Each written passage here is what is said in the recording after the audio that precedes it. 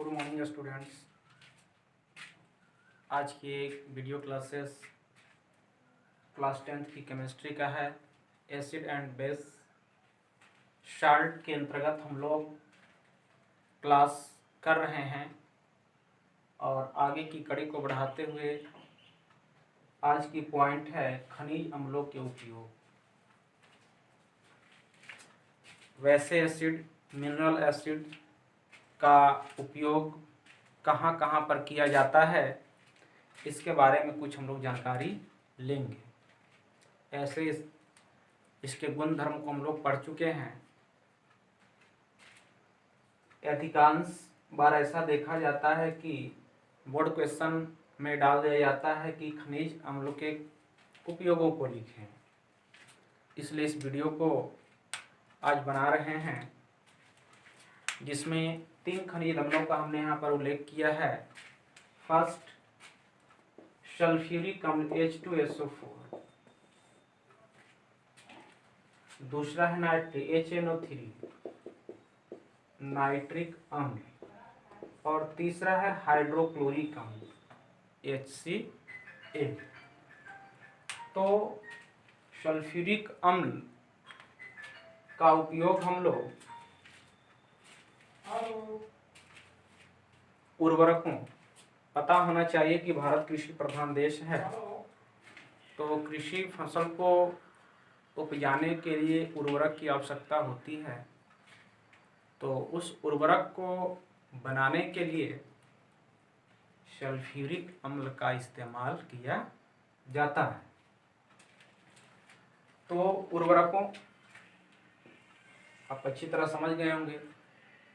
दूसरा पेंट जो कई रंगों में मार्केट में पेंट अवेलेबल है, मौजूद है। तो उन सारे जो पेंट मार्केट में आ रहे हैं उनके निर्माण में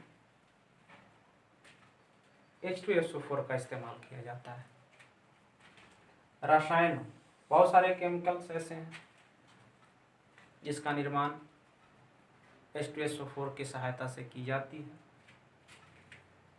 प्लास्टिक है, देखिए आज व्यापक रूप से देखा जाए तो प्लास्टिक का इस्तेमाल किया जा रहा है। उन सारे प्लास्टिकों के निर्माण में H2SO4 का इस्तेमाल किया जाता है। डिटर्जेंट पाउडर जो हम लोग कई प्रकार के मार्केट में अवेलेबल है, डिटर्जेंट जिसमें कपड़े की धुलाई करते हैं, उसमें भी सल्फ्यूरिक अम्ल का इस्तेमाल किया जाता है। बैटरी जो कार होती है उसमें बैटरी जो होते हैं, उस बैटरी के निर्माण में भी सल्फ्यूरिक अम्ल का इस्तेमाल किया जाता है। दूसरे पॉइंट की जिक्र करते हैं HNO3, क्या है? नाइट्रिक अम्ल। नाइट्रिक अम्ल है यहाँ उर्वरक का इस्तेमाल में भी, उर्वरकों के निर्माण में भी नाइट्रिक अम्ल का इस्तेमाल किया जाता है।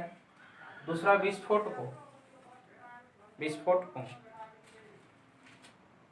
जो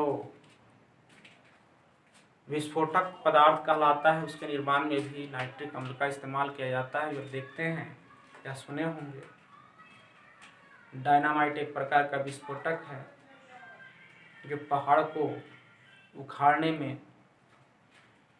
क्या किया जाता है, हम लोग उसका इस्तेमाल करते हैं। तो एक प्रकार की विस्फोटक है और उन विस्फोटकों के निर्माण में नाइट्रिक अम्ल का इस्तेमाल किया जाता है। रंजकों, पेंट होंगे, प्लास्टिकों के निर्माण में भी नाइट्रिक अम्ल का इस्तेमाल किया जाता है। तीसरा पॉइंट में आइए हाइड्रोक्लोरिक अम्ल HCl।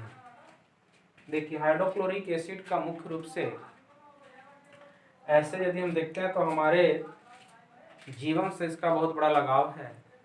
जो इस हाइड्रोक्लोरिक एसिड का निर्माण हमारी बॉडी में भी होती है, हमारे पेट में होती है, और वह हाइड्रोक्लोरिक अम्ल जब हम भोजन करते हैं तो पचाने में यह सहायक होता है।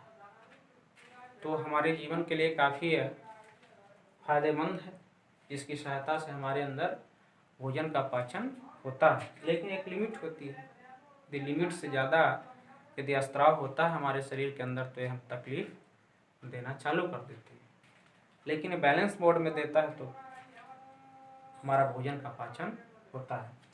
आइए स्टील की वस्तुओं के ऑक्साइड, जैसे स्टील की वस्तुएं होती है यदि उस पर ऑक्साइड की परत आ जाती है तो उन परतों को हटाने के लिए हाइड्रोक्लोरिक अम्ल का इस्तेमाल किया जाता है। अब बड़ा बड़ा बॉयलर होता है, कल कारखानाओं में बॉयलर भट्टी होती है, लोहे का बना होता है भट्टियाँ।